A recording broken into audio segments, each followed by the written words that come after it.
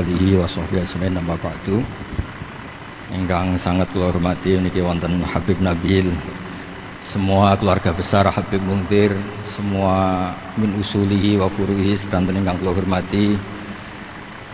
Ingkang terhormat Habib Ahmad Bahar, Habib Ja'far Al-Attas, niki wonten Profesor Naziruddin, wonten Pak Muzani, wonten Mas Nusron sedanten ingkang kula hormati.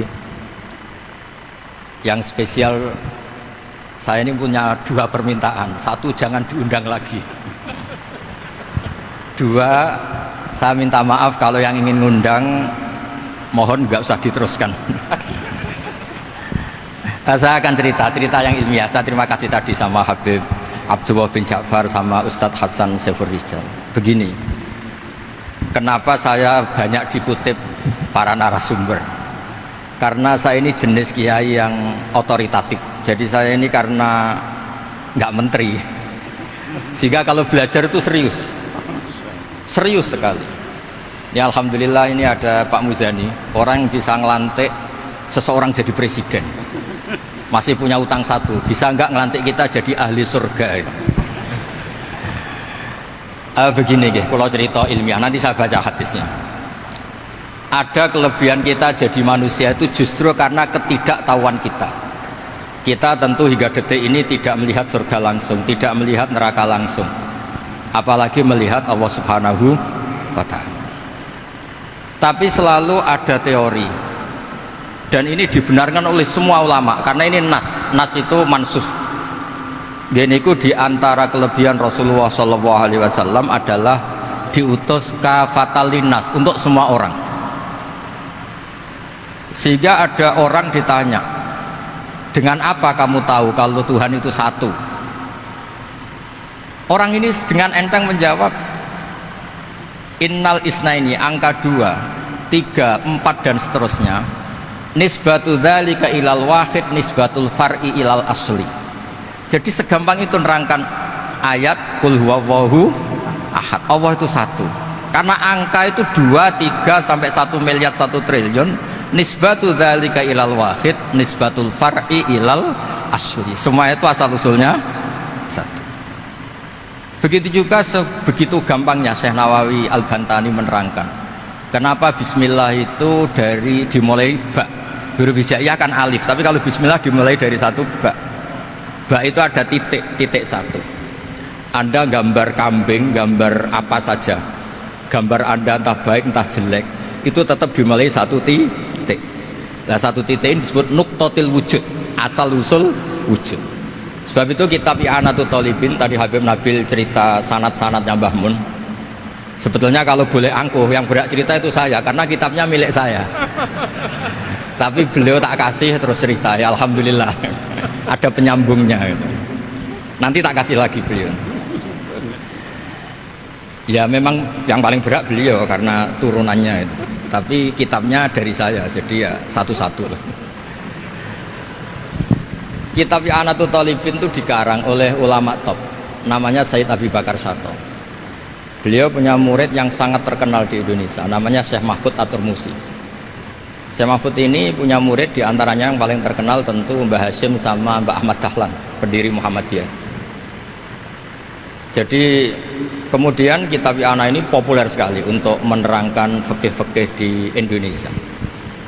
Termasuk cerita bahwa wujubul jihad itu wujubul wasail lal maqasid.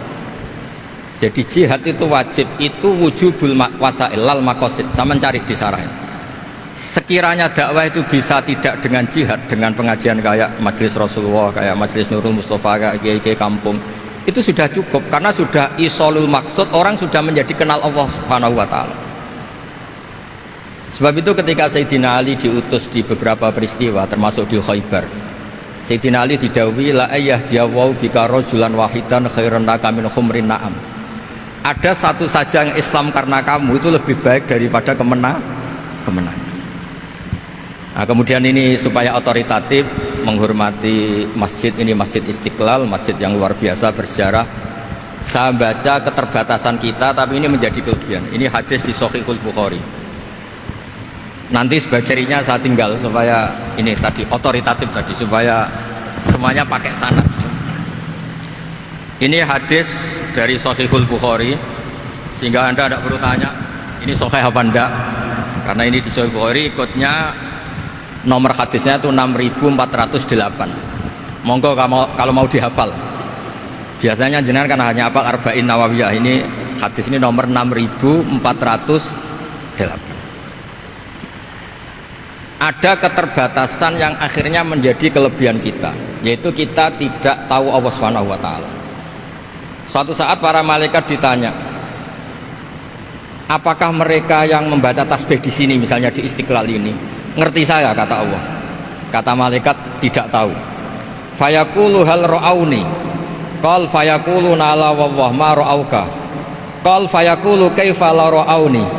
Yaquluna wa asyaddalaka ibadatan wa asyaddalaka tamjidan wa aktsarolaka tasbihan. Andaikan manusia itu ngerti engkau ya Allah, maka tasbih mereka ini akan lebih dari kita. Saya beri contoh, ini terutama untuk zuriyah Rasulullah SAW. Nabi itu manusia, basar, tapi lakal basar. Nabi ketika muji Allah Subhanahu wa taala ini supaya kalau sholat jangan hayati. Misalnya pertama muji begini, lakal hamdu mil'us samawati wa mil'ul ardi. Kebanyakan di Jawa memang baca pakai rofaknya mil'u, tapi di beberapa sanad dibaca mil'a, itu urusan i'rab lah. Engkau itu saya puji seluas langit dan bumi, seluas langit dan bumi. Seluas langit dan bumi itu nggak keren, karena langit ini tetap mahsurah, as-samawat ini apapun luasnya langit itu tetap terbatas, bumi apapun luasnya juga terbatas. Apa yang diteruskan oleh Rasulullah SAW? Wa mil'u ma syi'ta min syai'im ba'du. Dan pujian saya ini ya Allah sesuai kehendakmu, sejumlah kehendakmu, karena ini yang tidak terbatas. Begitu juga ketika Nabi dengan keterbatasan sebagai manusia, bukan sebagai habibullah, atas nama manusia. Nabi itu punya dua sisi, kadang sebagai basar, kadang sebagai habibullah, dan sama-sama penting untuk mengawal Islam ini. Saya ulang lagi, sama-sama penting untuk mengawal Islam ini. Ketika Nabi sebagai basar ngendikan begini, la nuhsi Allahumma lakal hamdu hamda yuwafi ni'amaka, misalnya pakai mukhatab, wa yukafi umazidak. Saya memuji engkau ya Allah dengan pujian yang sesuai jumlah nikmatmu, wa yukafi umazidak, dan bisa berserasian dengan tambahan-tambahan nikmatmu. Tapi apapun luasnya nikmat itu terbatas, sehingga Nabi nambahi, la ukhsi thana'an alita anta kama atneta ala nafsik. Saya muji ini tidak terhitung, sama sejumlah pujian yang engkau lakukan. La ukhsi atau la nukhsi thana'an alika anta kama atneta ala nafsik. Sehingga ini kreasi-kreasi Bani Adam yang malaikat itu tidak bisa. Saya ulang lagi, ini kreasi-kreasi Bani Adam yang bakat malaikat itu tidak bisa. Ini saya baca di kitab Fathul Bari, ini sarahnya kitab Bukhari. Kata Imam, ini saya ulang lagi, ini kata Imam Ibnu Hajar al-Asqalani, pensarah terbaik Bukhari. Jadi Sahihul Bukhari itu punya sarah paling terkenal namanya Fathul Bari. Itu gurunya Syekh Zakaria Al-Ansari. Syekh Zakaria itu dikenal sebagai Syekhul Islam. Itu berkahnya punya guru alim banget, kereng. Ibnu Hajar al-Asqalani itu kereng itu keras. Kalau muridnya tidak bisa itu keras sekali, tapi urusan ngaji saja. Terus punya murid itu pinter sekali, namanya Ibnu Hajar al-Haytami. Jadi beliau kalau mau ngaji ya susah, karena gurunya itu alim, nyuruh baca. Kalau mau ngajar ya susah, muridnya itu alim, takut salah. Jadi akhirnya pinter. Orang punya murid alim alama itu kan bingung. Makanya saya tidak suka kalau Profesor Nazar ngaji saya, nanti ngoreksi repot. Sudah gitu Islamnya beliau formal karena Menteri Agama, saya non formal. Lama-lama Islamnya beliau legal, saya ilegal. Kan jadi repot nanti. Makanya tadi tak bully, tak cocokkan. Kalau jenengan Menteri Agama sampai akhirat berarti top. Tapi kayaknya di akhirat saya yang ngelamar jadi Menteri Agama.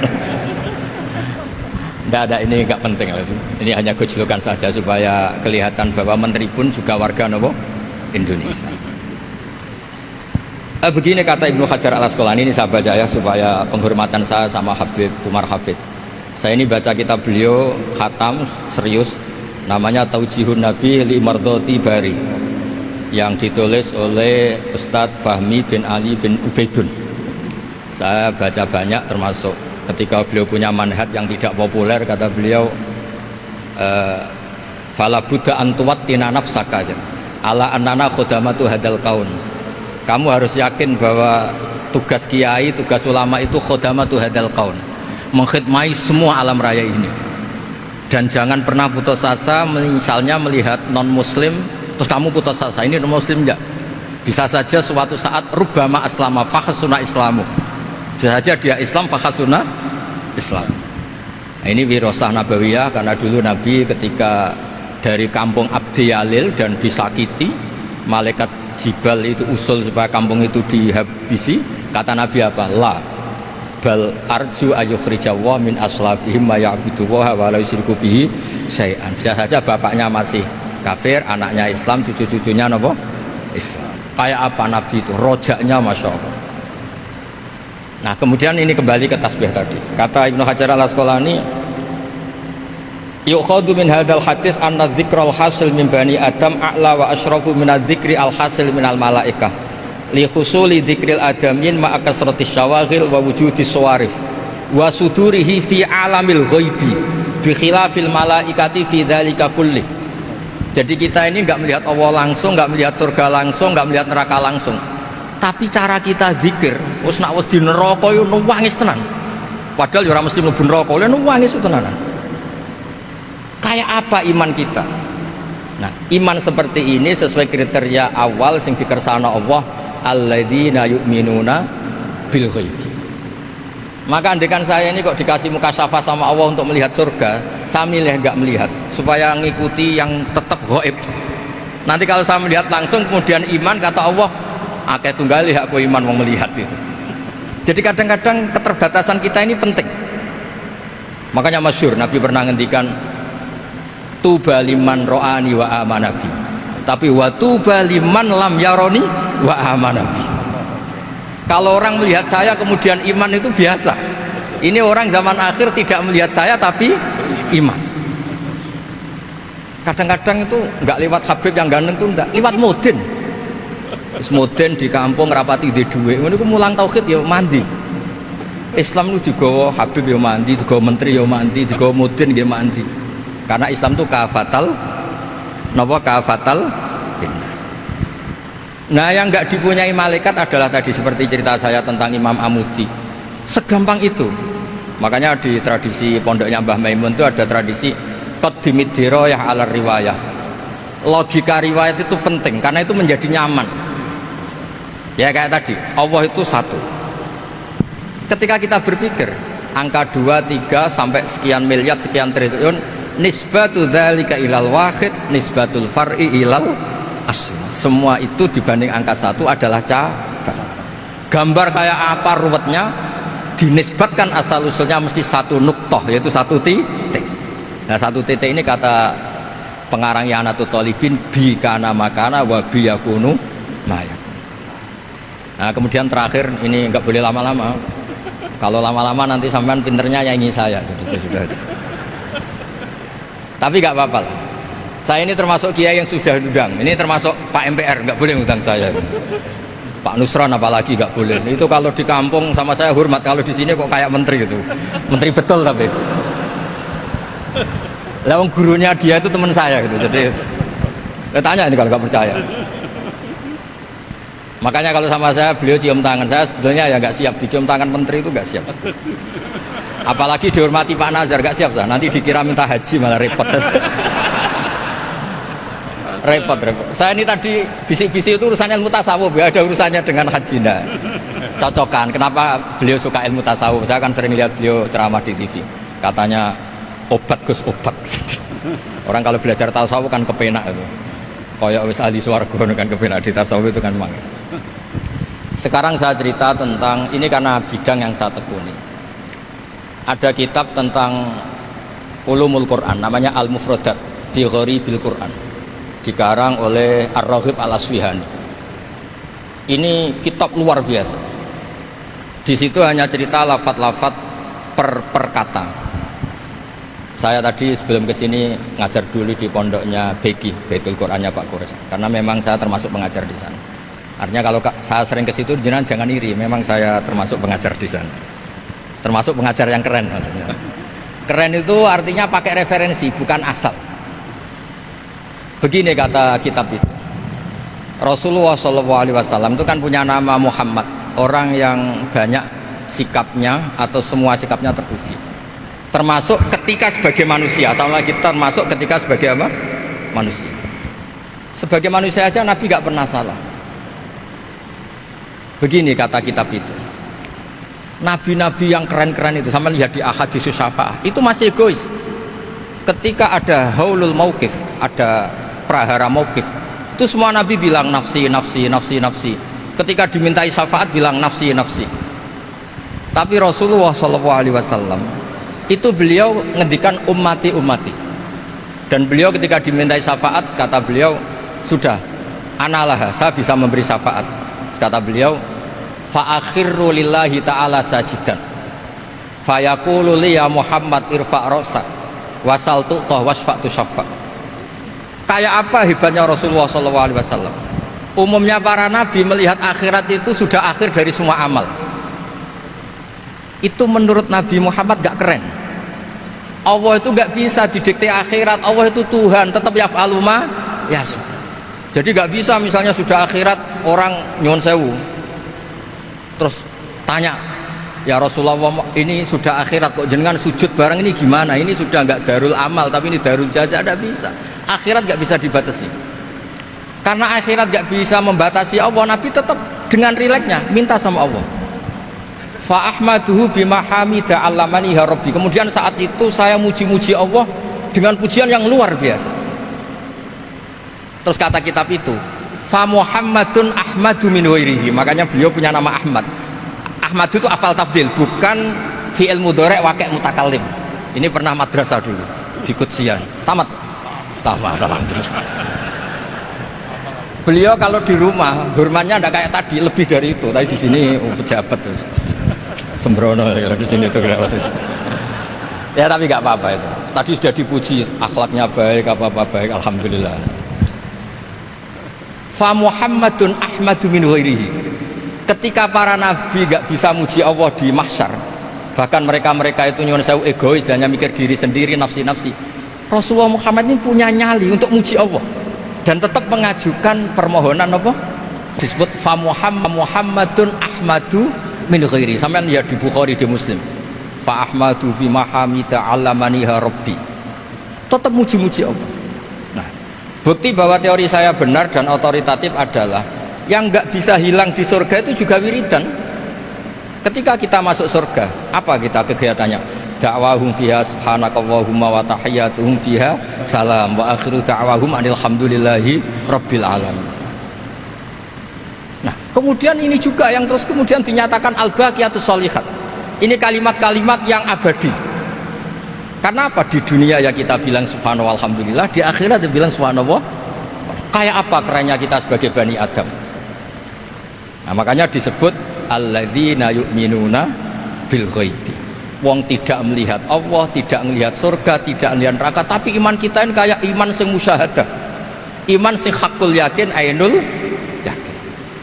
Kenapa demikian? Ya karena tadi kita diajari terus menerus oleh Rasulullah SAW. Yang terakhir saya cerita mukjizat. Ini juga terkait dengan betapa mudahnya hadaddin ini di logika, dicerna. Kata Rasulullah SAW, sabda Nabi di hadis, salang lagi ini hadis sahih di bab awal Fadailul Quran di Sahihul Bukhari. Dicek, kalau gak percaya dicek. Ma minal anbiya'i nabiyyun illa u'tiya minal ayati ma misluhu amana alaihil bashar wa innama kana alladhi utitu wahyan awhahu wa hu ilayya fa arju an akuna aktsarahum tabi'an yaumal qiyamah. Enggak ada nabi kemudian kecuali dikasih wahyu, dikasih mukjizat. Dan mukjizat ini dahsyat sehingga orang itu dipaksa iman. Kayak Nabi Soleh, ada unta besar keluar dari batu. Nabi Musa punya tongkat dipukulkan ke Laut Merah, langsung menyibak jadi daratan. Tapi kata Nabi Muhammad SAW, saya itu tidak punya mukjizat kayak itu, juga gak ingin. saya ini dikasih mukjizat Al-Quran, dan saya berharap karena mukjizat Quran ini adalah terus kemudian umatku menjadi yang terbanyak ila yaumil qiyamah. Sekarang kita berlogika, ini kata kitab Fathul Bari lagi, kita berlogika, a'jaza yu'jizu i'jazan, sesuatu yang menjadikan orang lain nggak mampu disebut i'jaz, kemudian karena ayat menjadi mukjizat, sesuatu yang kita sepakat tidak mampu. Nah kalau itu masalahnya, tongkat dipukulkan laut kemudian menjadi kering, kita mampu enggak? Enggak kan? Tapi pertanyaannya, Anda bikin nyamuk mampu enggak? Enggak kan? Anda bikin sapi, bikin unta mampu enggak? Enggak kan? Makanya Nabi Muhammad SAW cukup, sudahlah kamu itu manusia, bahkan sekedar menciptakan lalat itu enggak bisa. Innallaha la yastahi ayyadriba mathalam ma'a ba'udatan. Kemudian mukjizat ini sama Nabi dicontohkan hal-hal yang keseharian kita. Wa min ayatihil lailu wan naharu wasyamsu wal qamar. Sekarang peristiwa laut dibelah Nabi Musa dengan matahari yang nggak pernah turun mesin, itu keren mana coba? Keren matahari yang nggak pernah turun mesin. Terus kata Ibnu Hajar al-Asqalani, li'annal mu'jizat al-madiyah kanat khisyatan tusyahadu bil absor kana qati soleh wa asa Musa wa mu'jizatul Quran tusyahadu bil basirah fakana man yattabi'uhu atau yatba'uhu li ajliha aksar fa innal ladzi yusyahadu bil absar yang qaridu bingkiradi musyahidihi wal ladzi yusyahadu bil basirah bakin, ya saya ulang lagi, bakin, ya bagian terus disaksikan orang sing ja'a badal awali mustamirran. Begini logikanya, mukjizat kayak nakoti soleh atau aso Musa yang terkenal, saya andaikan jadi umatnya Nabi Musa terus dikasih tongkat itu, terus bisa apa coba? Ketika kita punya utang disuruh nyaur, ya nggak bisa dipakai jaminan kan. Sudah gitu orang tanya ini asli apa enggak, kalau asli buktikan, kan ya repot. Tapi kalau kita jadi umatnya Rasulullah SAW ditunggoni Quran, punya banyak masalah resepnya sabar. Kalau nggak bisa sabar ya nyari kiai-kiai tukang ijazah anak menodongannya mandi. Karena orang mensifati Allah itu macam-macam. Makanya saya pastikan nggak ada agama yang mengajarkan rasional kayak agama apa? Islam. Makanya liqaumi yaqilun liqaumi yatafakkar. Coba misalnya nyamuk, kamu bikin nyamuk tidak bisa kan? Nyamuk punya organ tubuh kecil, organ tubuhnya punya urat. Kamu mikirnya kayak apa? Sekedar bikin patungnya saja tidak bisa, apalagi bikin nyamuk. Jadi untuk mengakui kudrohnya Allah yang tidak terbatas dan kita lemah, itu tidak usah nunggu peristiwa kayak terbelahnya laut. Cukup wa ma min dabbatin fil ardi wala ta'ir yatiru bi janahihi illa umamun amsalukum inna fi khalqis samawati wal ardi wakhtilafil laili wan nahar, seterusnya la ayatil liqaumi yaqilun. Nah gara-gara pola yang diajarkan Nabi itu ila yaumil qiyamah orang tetap Islam karena nyaman dengan kepastian mukjizat ini baqiyah ila yaumil qiyamah. Itu kayak apa baiknya Nabi? Makanya saya suka tadi burda yang dibaca. Ada ulama kayak Muhammad bin Said Al-Busiri yang ngarang burda. Itu kalau berpikir itu sederhana. Ngeten lho Gusti, malah nerangno pangeran. Lama da'awa da'ina li ta'ati bi akramir rusli kuna akramal umami. Ngeten lho Gusti, karena Rasul Muhammad itu terbaik, ya logikanya umatnya juga terbaik.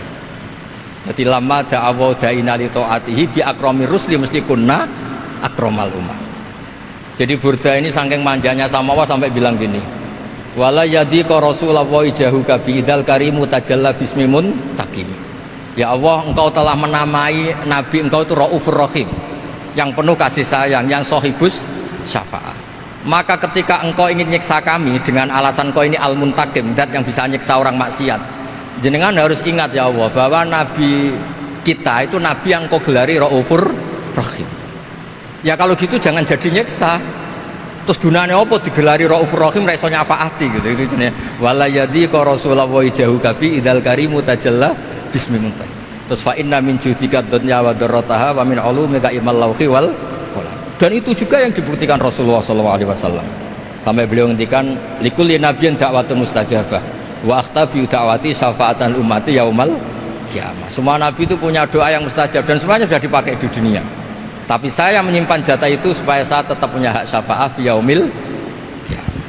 Terus ini bukti-bukti bahwa ilmu yang selama ini diajarkan para habaib, para kiai itu otoritatif. Saya hanya bantu jenengan memastikan kalau hadis itu sahih, dimaknai oleh ulama-ulama yang kredibel. Ya, perjanjian terakhir tadi, saya ini termasuk kiai yang sergap. Tanya Mas Nusron, Pak Muzani juga pernah ke rumah saya. Meja saya itu isinya ya kitab. Habib Nabil pernah ke kamar, isinya kitab. Jadi kalau jenengan ngundang saya itu berhadapan-hadapan sama hukumnya Allah, yaitu ganggu orang belajar gitu aja. Mohon ngoten mawon. Assalamualaikum warahmatullahi wabarakatuh.